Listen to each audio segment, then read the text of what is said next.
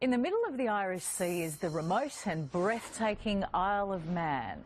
It's a serene place where for 50 weeks of the year the pace of life can only be called relaxed.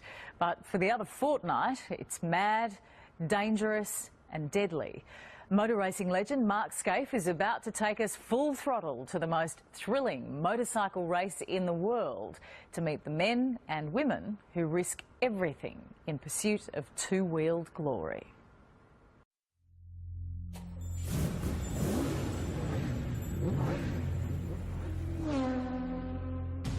It is absolutely just beyond your wildest dreams to think that you could come here and race a motorcycle. The Isle of Man TT is like a religion. It's the oldest motorcycle race in the world.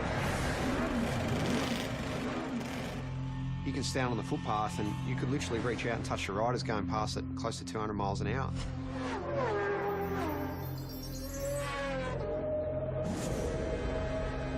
The houses are passing you so quick, sometimes it feels like you're inside a video game.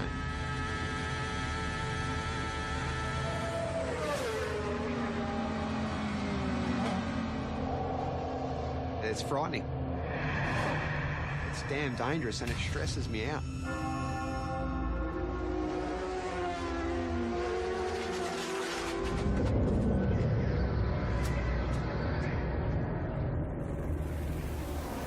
Unless I'm very much mistaken, Mark, this is the greatest motorsport event in the world.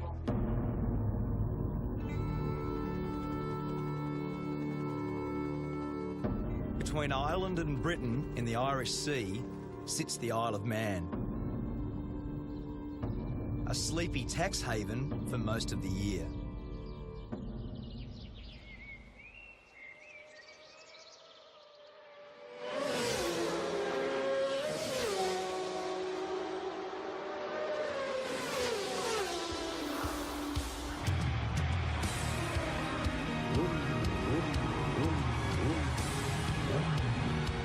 I've come here to witness the most dangerous road race on Earth. It's about 200 kilometres an hour, straight at the front here, absolute lunacy. I want to find out what drives these riders to test themselves and their machines in a brutal event called the TT, the Tourist Trophy. There's a lot to get right and a lot that can go wrong, so it is part sprint race, part endurance race, and it's a time trial, so it's so unique. Peter Brock used to say that great racetracks have got consequences. The Isle of Man TT is the ultimate road course. It's the fastest, wildest and most dangerous racetrack I've ever seen. And for the riders that compete here, there is absolutely no room for error.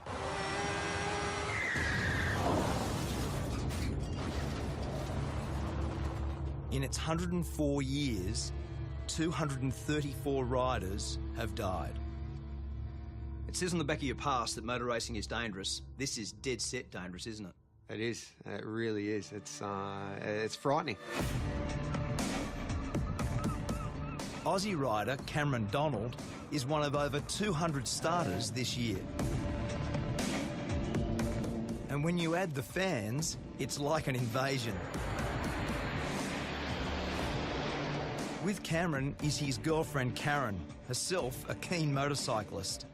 They've been planning for the race all year.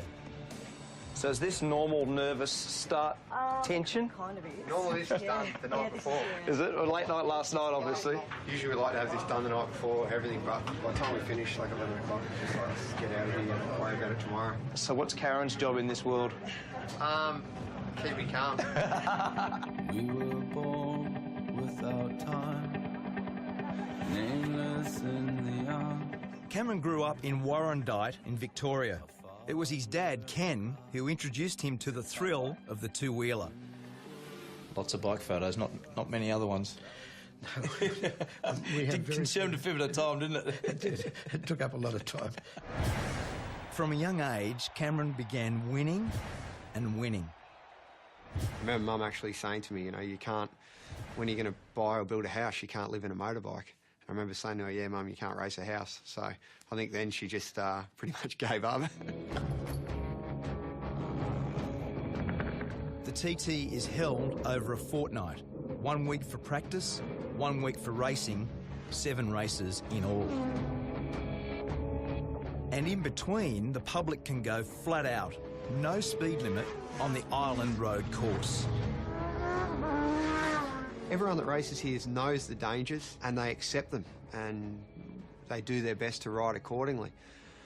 But I think it's sad in this world that we're all so wrapped in cotton wool these days and there's so few opportunities to do anything dangerous.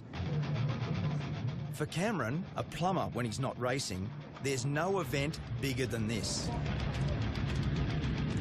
Riders set off at 10-second intervals. It's all about the fastest lap of the island, and that's what makes it so pure and so dangerous.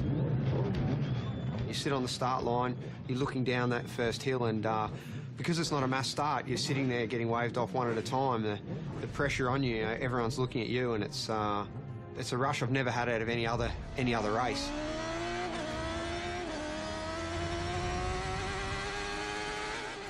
There's just so few events in the world where we can do such a thing, you know, where you can close off a road and race a motorbike around it. It's such a beautiful thing. 61 kilometres of public roads. Over 200 corners to be negotiated. Top speed, 330 kilometres an hour. This isn't a track. This is a country road. Like, let's not get this wrong. And it's fast. My friend and 5 times world champion Mick Doohan has come here for the first time. Sort of madness, you know. He's not racing, but on the parade lap, he got a taste of what it's like. First reaction, as soon as you saw the place, looked around, what was your first reaction? Yeah, I didn't need to come here to have that reaction. It's just, you know, as I say, it really, you know, it is absolutely just beyond your wildest dreams to think that you could come here and race a motorcycle. The race has always had its critics, but from the start, its danger was its attraction. Back then, racing was banned in England, and the island was the only place where there were no speed limits. The TT was born. The voice of motorsport, Murray Walker. You've got a great history here, haven't you? You've been how many years? First of all, let me say it's great to see a great Australian at a great race. Thank you. To answer your question, Mark, I first came here in 1925. I was born in 1923. My father won here. I don't know how many times I've been here. Many, many, many times. In his 88 years, Murray Walker has seen some very good riders. And impressing him this year is our Aussie rider, Cameron. He's got a good bike, he's got some good backing, and he's still got the most important race of the week to come. So maybe, hopefully, he'll get it done. Each time Cameron sets out is an exercise in courage.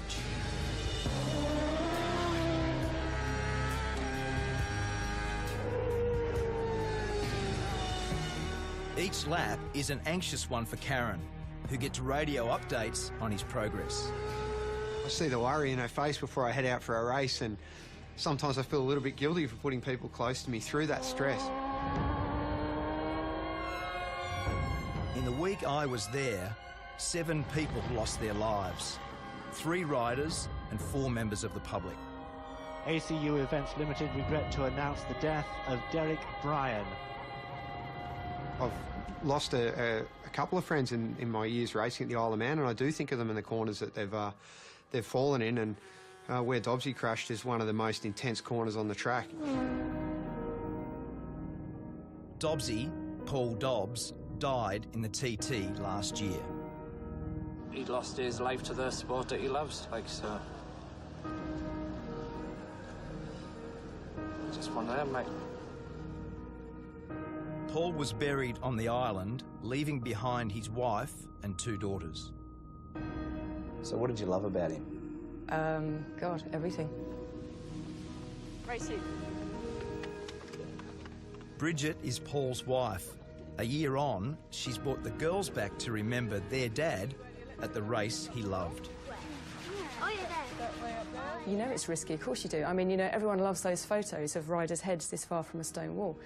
You know, obviously, the reason you love those photos is you think, oh my God, it's so close, you know?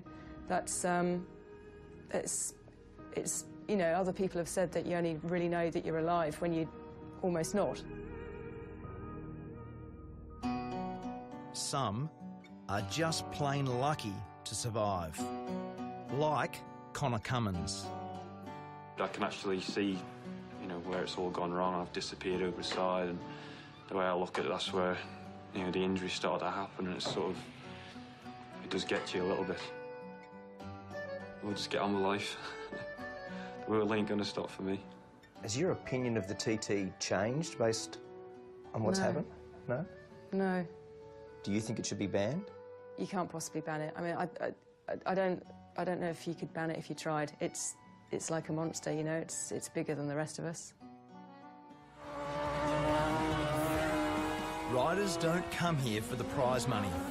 There's hardly any. The TT is simply about the glory of being the fastest.